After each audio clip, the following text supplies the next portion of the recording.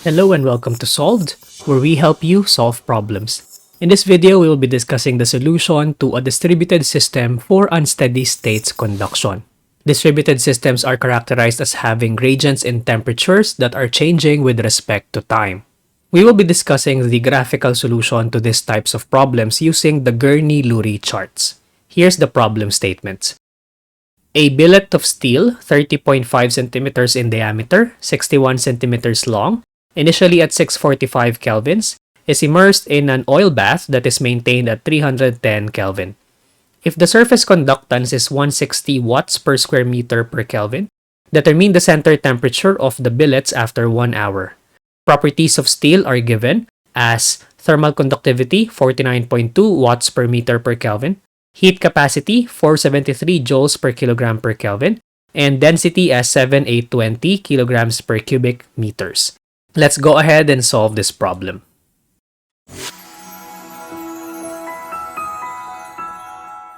This is our illustration of the problem.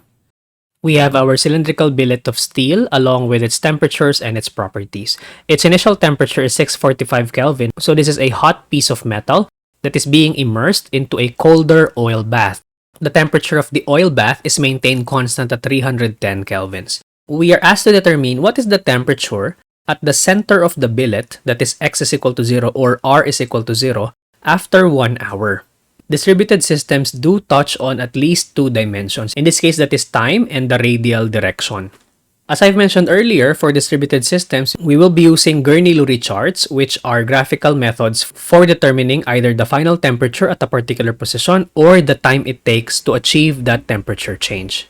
This is an example of a Gurney-Lurie chart for a cylinder. The way on how we use these types of charts is we take a look at the y and the x-axis as well as the lines inside of the chart. The y-axis is called the unaccomplished temperature change. The x-axis is the Fourier number. The parameter m is the inverse of the Biot number, while the parameter n pertains to the spatial position in the cylinder. The four aforementioned parameters are defined in here. You can see that the relative position n is simply the ratio of the position over the radius of the cylinder, x over x1. M, or the relative resistance, is the inverse of the Biot number, that is k over h times the radius of the cylinder. The relative time, x, is the Fourier number, alpha t over radius squared. Alpha is the thermal diffusivity of the material.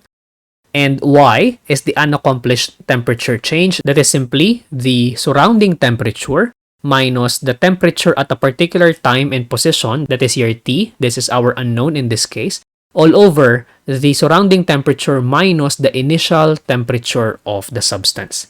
In this case, we have to determine which of the parameters are we looking for. Since we are looking for the final temperature of our billets, then we are looking for the parameter y because our unknown is this T final. Since our unknown is y, we need to look for the values of x, n, and m before we proceed to the graph.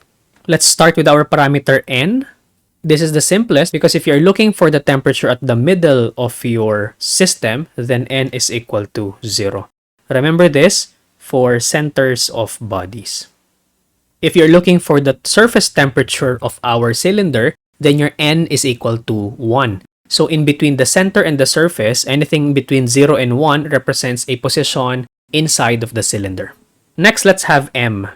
M is the inverse of the Biot number. This is k over h times the radius. Let's calculate this. This is 49.2 for the thermal conductivity divided by h, 160, multiplied by the radius, that is 30.5 centimeters, so 0.305 meters divided by 2. Our m is equal to 2.02, but you might want to round this up to simply being 2. This will afford us with the simplicity of having to look at a graph. Okay, our next parameter is capital X. This is simply the Fourier number, alpha t over radius squared. Alpha, or the thermal diffusivity, is simply equal to k over rho times Cp. Let's first solve for alpha. K is 49.2, density is 7820, and the heat capacity is 473. All of these are in standard SI units. Our thermal diffusivity is 1.33 times 10 raised to negative 5 square meter per second. Let's use this to determine our value of x. So we have alpha times time.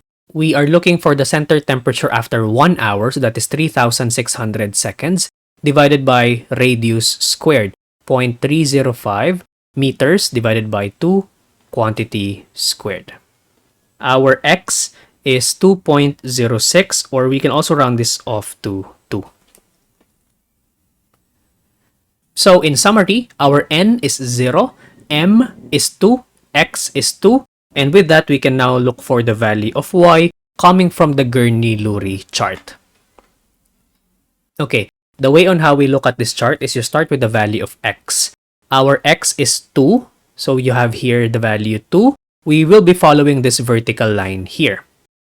Next, we take a look at where is the value m is equal to 2.